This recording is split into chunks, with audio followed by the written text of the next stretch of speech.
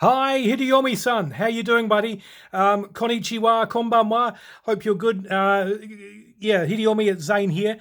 This is the Sale GP, my friend. You wanted to see it?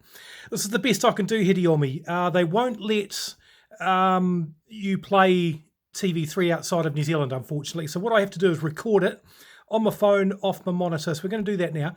Now, there's 4 races, Hideyomi. There's three races with 10 boats, and then there's a final race afterwards. So it's over 2 days. It's Tuesday night here in Christchurch. We raced on Saturday. There was no racing because of dolphins. I sat there complaining about the dolphins, and I sat there for hours on the hill heading on me looking over. On Sunday, it was a much better day, and this is what I'm going to play for you now. 3 races on Sunday. The first had 10 boats in it, and as did the other 2. Then there was a final. The top 3 from that day, they race. So there's 2 days in Christchurch. Sydney hosts, I think Dubai hosts. It goes around the world, and this is the Christchurch event. So this is the racing on Sunday, Hideyomi. So we're going to do one race now, just to get you in the mood and warmed up and excited, and then we're going to do the final afterwards. So we'll do the first race first. Hopefully the sound is good, my friend.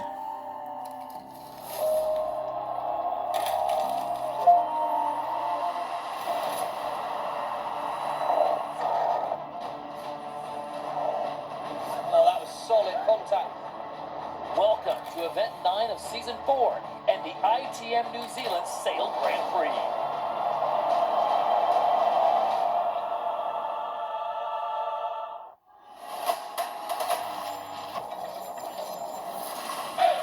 Waves crash underneath, sound like thunder speaking. Flame carved in machines, similar to the world's best. Yes, power by nature, raw passion, all action. When it takes racing on water, racing with impact. Give it all, everything. Give it all, everything. We are racing. When it takes, we are Sail GP. This is Event 9 of the season, and Sail GP has once again arrived in Christchurch for the ITM New Zealand Sail Grand Prix. The waters of the Southern Hemisphere have a long history of testing the world's best sailors in challenging conditions, but things are looking good for racing today. The league is fast approaching the home stretch of the season, and following today's racing in scenic Littleton Harbour, only 4 events remain.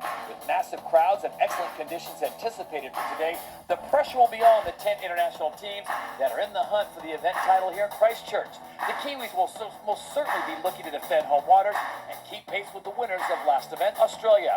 Looking forward to some great action with me are Emily Nagle and Stevie Morrison. I'm Todd Harris. During practice on Friday, there was a big incident between Spain and Emirates GBR. It was fairly clear that the Brits were in the wrong. Thankfully, no one was injured, but the umpires penalized the Brits, who now start this event on -8 points. And there was more fallout as GBR also suffered a 4-point penalty on their season standings. So after 8 events, it is the Australians that lead the way on 66 points. New Zealand hold on to second, 8 points back. Rockwell, Denmark reside in 3rd place. The next 3 teams, Spain, France, and the United States, are all separated by 3 points, with Emirates GBR now dropped to 7th place. Canada, the winners of this event last year, sit firmly in 8th place. Unfortunately, with the absence of racing on day 1 due to the presence of mammals on the course, the local crowd still enjoying what the event had to offer. And now all eyes will be on day 2, with each race that much more important. No practice or racing yesterday means the teams are fully prepared to go full on from the start today.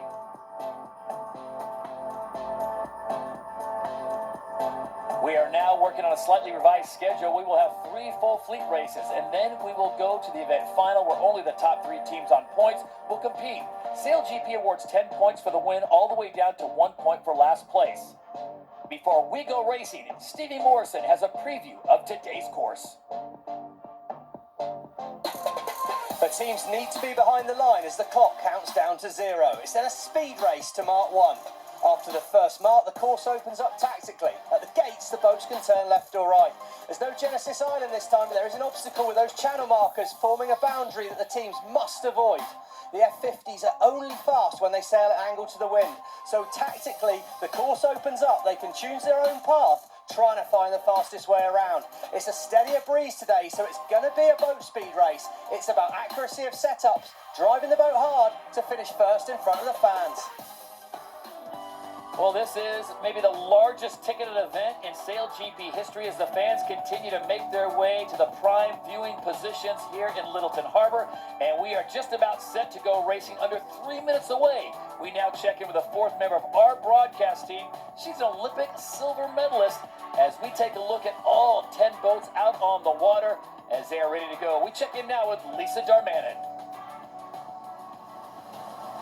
Well, all 10 F50s have been out and training. The wind is looking fantastic. We have east-northeast breeze blowing around 20 kilometers per hour, gusting over 30. So fantastic for racing. We've got 24-meter all-purpose wings, but they've kept the light air boards in, so plenty of surface area for those flight controllers to manage.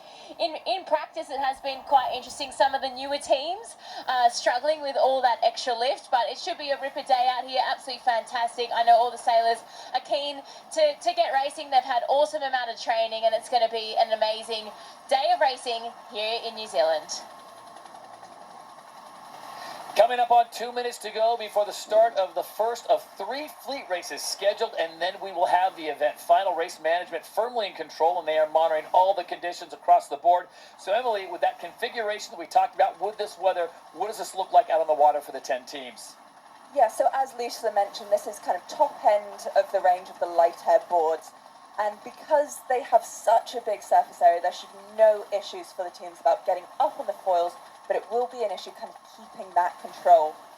There will also be a drag year, which means the acceleration is going to be slower. So teams will need to take that into account for the pre-start and that first leg. Under 90 seconds to go before the start of race number 1. Again, we are scheduled for 3 fleet races, condensed schedule today, and then only the top teams will race in that event. Final, Stevie, 1:15 now to go, and I gotta think the teams, everyone's feeling a little sporty wanting to get after this first race. Well, we're just so excited to be back, aren't we? Did you hear Lisa down there? I mean, she is absolutely frothing with excitement about getting racing. 1:05. The box is a little bigger for the start today. Teams are already on that run in here. 1 minute to go now before the start of race number 1 here in New Zealand. It's just worth drawing your eye to the start line, the red line, left-hand side of screen, and that blue triangle coming off the start. That's the theoretical perfect place to start. Should give you the best compromise of distance versus speed to Mark 1. All the crews know that, though. So really the priority is hitting that line when the clock goes 0 at full place, and the manoeuvring now is crucial. Germany have chosen to cut back early. Their starting was incredible. Here we go. It's heightened on board. It's tight in the middle. Oh, there could be a collision in the middle of the line there. Oh my word, Rockwool Denmark and Canada. Rockwool Denmark had to keep clear. Oh, I don't know what happened there. Big moment. Anyway, back to the boats. Australia, bottom of line, well positioned. New Zealand, top of line. The 2 big guns firing here with 15 seconds to go. New Zealand are going to be fast and loose at the top of line. Australia, how's their timing going to be? With Giles Scott coming through. 6 seconds to go. New Zealand winded up at the top of the line. France winded up at the bottom of the line. Watch for its turn white. We go, New Zealand absolutely flat out at the top of the line. They're going to struggle to control the boat with those big foils from here. France on the inside should lead at Mark 1, but it's going to be a sprint. Quentin Delapierre and France very fast off the line as they approach mark number 1, and we are off and racing here in New Zealand. Switzerland have managed to find a way through there. Nathan Outridge's first racing on the tiller of the Swiss boat. Great job. Australia in the pack. New Zealand on the outside of the pivot there. They're going to tactically struggle. And Delapierre, well, he's one of the pre-race favourites in Big Breeze, and he's led the fleet away. Okay, New Zealand need to get into that boundary for protection. All the boats start to turn, but they've got to keep clear of Australia there on board. Canada, big contact. What? That was unthinkable there. They weren't in the boundary. I don't know that Canada can turn in front. That's a massive incident there. Oh my word. Major damage to the Australian boat. That's a day ender potentially there. I don't know what they've caught. Have they caught something in the water? France lead away to the bottom mark. They're going to turn left, trying to keep things simple.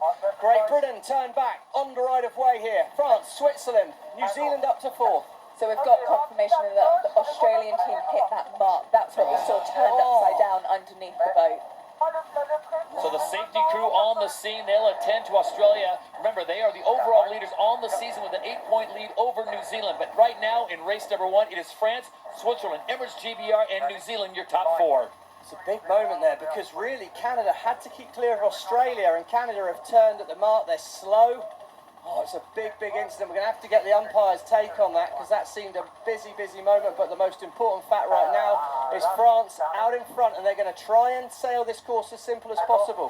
Coming back on board, right-hand side of our screen. Look at this tight moment in there. Oh, huge moment in the pre-start. That's the United States and Canada. Canada needed to keep clear of the United States there. If there was contact, it could be an absolute smorgasbord of penalty points. Here we go, Australia. They were forced to turn away here. They set up for the turn. You can see a sudden turn needed to be made to keep clear of Canada, but he just walks that mark. Wow, massive contact. Huge, huge contact.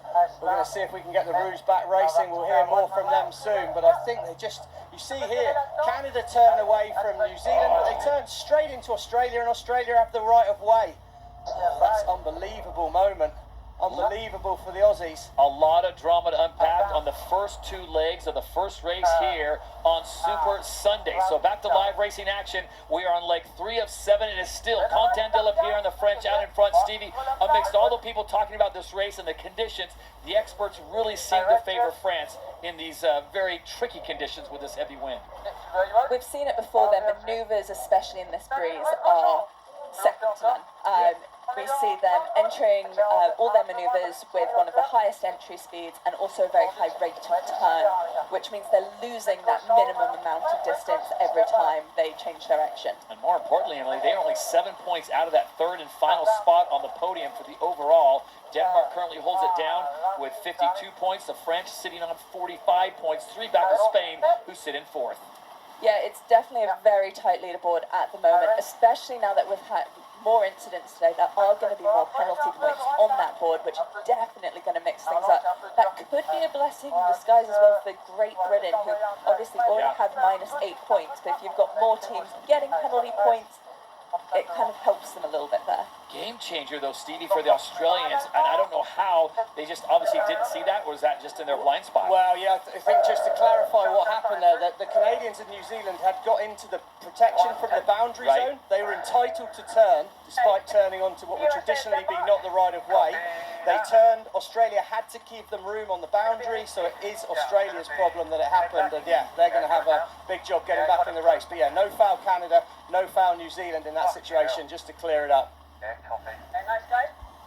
The chatter continues. Voices relatively calm despite the chaos down on the water. It is still France out in front. Nathan Outers in the Swiss, Stevie sitting in 2nd place, and Emirates GBR, they are in 3rd.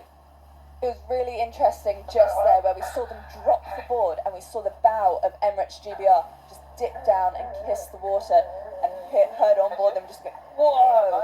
And it's just the adjustment to using these light air boards and finding the correct setting that they need to be dropping them at. Because if they're slightly too negative on rake, when they drop that foil, it sucks the hull down, and clearly they're just a little more than expected. This would be a huge reward, Stevie, if somehow France can get themselves into the event final. They have come so close the last few events, missing out just by a point or two, and here they are taking firm control of this event on race number 1. Remember, we've got 3 fleet races, and then only the top 3 teams will go into the event final later today. Yeah, I mean, the French have done a nice job in these windy conditions, and they like an open course. The way they like to sail the boat, they sail it pretty fast and free, often sailing a bit more distance, but they just are able to really let it rip, and these are perfect conditions for the French out there at the moment.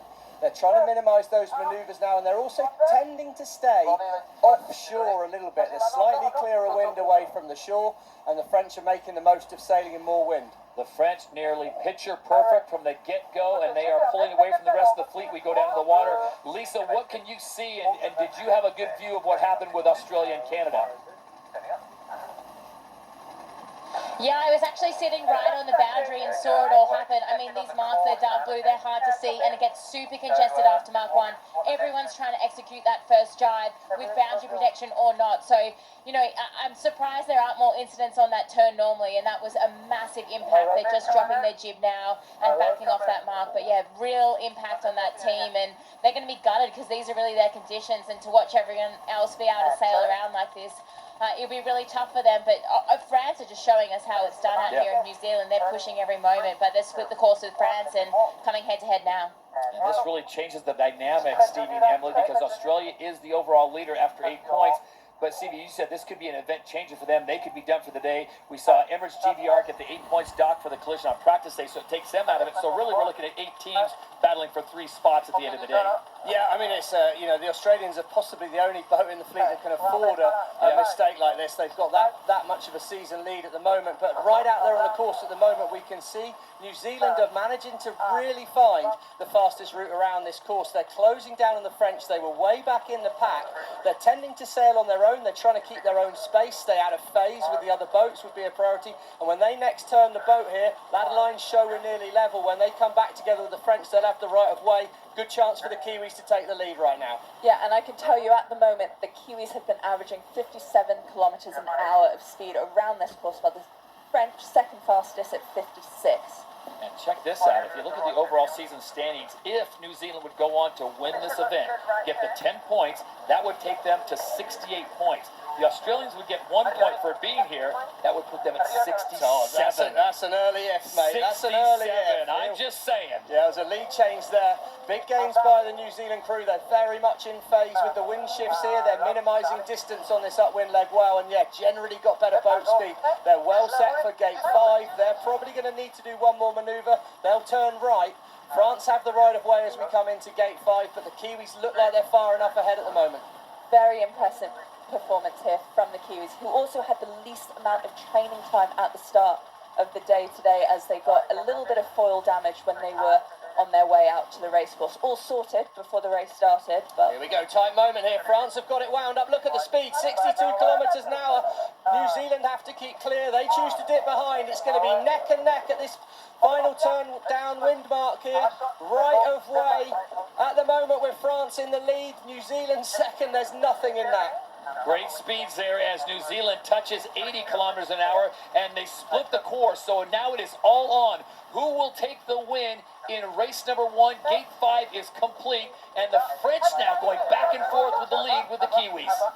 Well, when they come back together, New Zealand are going to have the right of way in terms of they'll be on starboard tack with wind coming over the right-hand side of the boat, but France are going to be on the inside for this final turning mark. It's a big moment here. Kiwis in France. Delapierre's not going away. He's not handing it to the locals.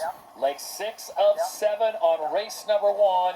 And Quentin Delapierre on the left side of your screen. Here comes Peter Burling and the Kiwis.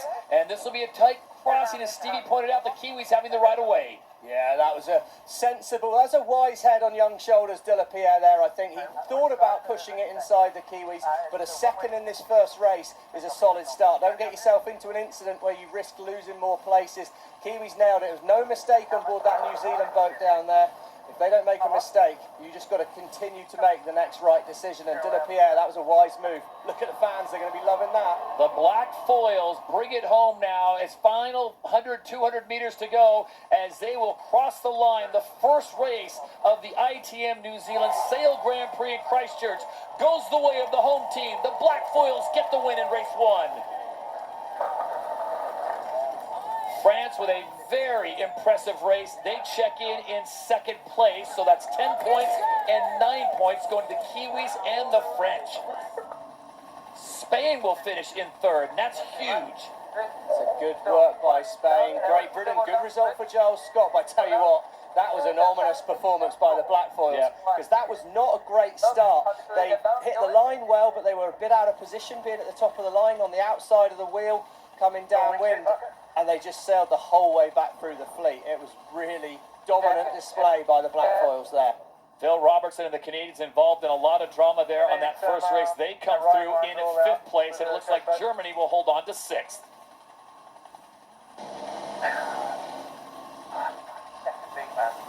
So Germany claims 6th. And it looks like Nathan Outteridge, who was sitting in second place for a time being, he will come in 7th. Oh, we got some confusion here at the finish. I think the Danes I missed think it. the Germans and the Swiss have gone the wrong way through the finish there. That motorboat to the top of the screen's the finish line. Switzerland and Germany. Oh, a bit of an error here. Big error, in fact. Big error. They've sailed the wrong finish line. USA, they got it right through the gap there. Chaos. Of course, you've got to remember back to the beginning, the Australians took out the finish mark. Yep. So they've changed it up, put the rib in as the top end of the finish, and I think Germany and Switzerland have made a mistake there. We will sort out. What we do know is the first 5 teams are through clean. That's New Zealand, France, Spain, Great Britain, and Canada. And there is the situation. That is the league-leading, 3-time reigning and defending champion Australians, winners of the last event. Stevie, that is not good. No, that's really not good. I mean, everyone's safe on board. We're going to get a replay on board the Australian boat here. Of course, they had to turn suddenly. You can see they're not really ready. They're not expecting to have to turn. That boundary came up real quick, and I almost to me looks like he could see the mark, but he just had to avoid a collision with the other boat. And yeah, it was obviously. Look at this angle. Look at that. Oh my days. But yeah, he's thinking I've got right of way here, but there's a boundary to the right-hand side of our screen that New Zealand and Canada are allowed to turn, even though they're turning onto what would traditionally not be the right of way. So they avoid that collision, but oh my word, big impact. And that's the best of the best there. Well, I don't know if there's much more of a key moment than that, but plenty to talk about. And there was the view on board. Let's go back to the start, guys. This was impressive. And here we have just how France nailed that start line. They were set out up at the back, all of the chaos going on in front of them. There was not a lot of space at the bottom of that line, but they timed it perfectly. They hit the line at 67 kilometers an hour. Kiwis at the top of the line, just over 70. The two of them stretching away from the rest of the fleet. Well, here we go. We see Canada, Denmark, massive collision there. Canada have the right of way. Denmark have to keep clear, but Canada themselves had a big input with pact with the USA. Really tight in that pre-start. Probably the tightest bit of pre-start we've ever seen. There will be penalty points awarded for those collisions. I'm confident of that. But yeah, France, as Emily said, kept himself out of trouble. How often is that the case? Sail clean, sail smooth, sail fast. And Quentin de la Pierre did a brilliant job of that. But we see in the top of the screen there, New Zealand, look, they're right back in the pack. They didn't get the best of starts. Not the worst of starts, but not the best. And that's that huge impact. They just avoided it on board New Zealand, and suddenly the fleet opened up for them, and they were able to sail on through. We come back on board Australia. Doesn't take a lot to talk about there, does it? What a massive moment in Stevie, season if 4. they don't hit that marker, do they hit Canada? Well, if they carried on straight, they hit Canada, and we've got a far bigger incident, yeah. So I think, it's the lesser of two evils. But for Australia, seeing their biggest rivals sailing through the fleet to take the win while they're hung on the finish, it's going to hurt.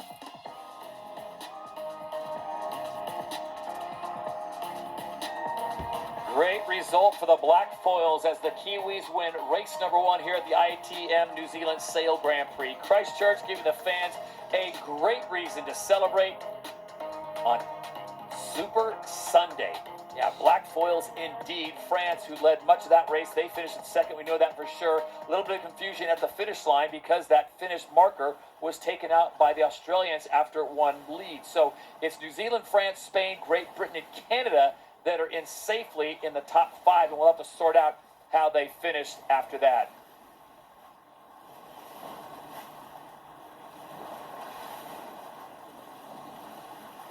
Well, there's the hometown heroes there. We'll take a short breather here and let the fleet get sorted away as Canada will get themselves sorted out as well. We'll find out what kind of damage was done. But this was an opportunity yesterday and the day before with all the teams here in New Zealand to step aside and get some activities off the water here in Christchurch.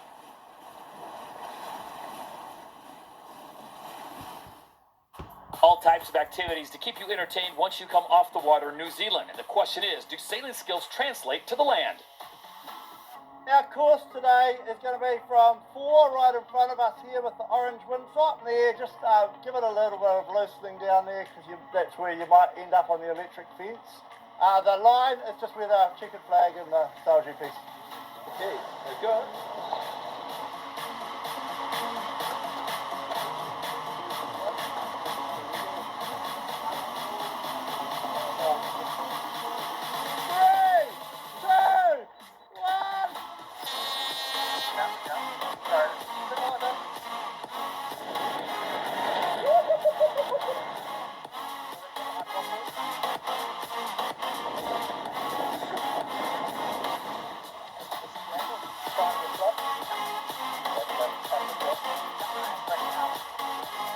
And guys, thank you so much for that. Good competition. So, the overall winner was Hispania. Congratulations. Well done. It was really good fun. Yeah, definitely challenging. We had good wind conditions as well for this activity, and yeah, it was really nice. I think it's great. It's it's a great thing here in Christchurch. It's great for other people to get involved in as well.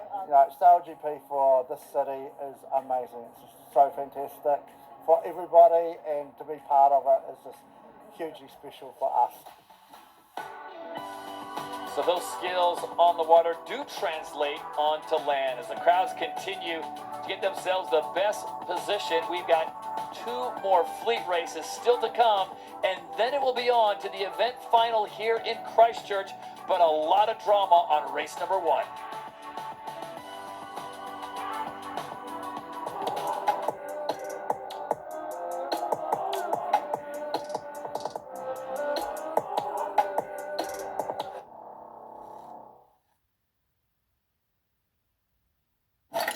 Sorry, darling. He's